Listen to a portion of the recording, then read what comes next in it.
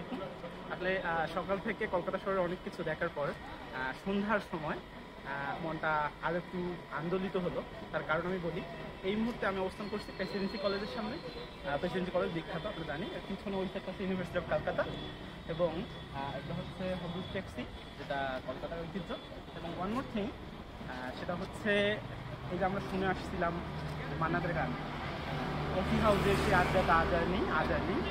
তো আমরা অ্যাক্সিডেন্টালি, মানে আনএক্সপেক্টেডলি বলা যায়, যে আনএক্সপেক্টেডলি আমরা ওই জায়গা জিনিসটা দেখা পেয়েছি, ওই জায়গাটার দেখা পেয়েছি। আমরা পুরো প্রেসিডেন্সি পিছনে, প্রেসিডেন্সি বরাবরের সামনে ওই জায়গাটাই হচ্ছে সেই মান্নাদের বিখ্যাত কফি হাউসে সে আড্ডা নামের কফি হাউসটা। আমরা এইমাত্র কফিতে আসলাম, মানে শরীরটা একদম চাঙ্গা, সাথে সাথে মনটাও আন্দোলিত, এবং কলকাতা দিকটা very amazing, very interesting. Thank you so much. আসসালামু আলাইকুম।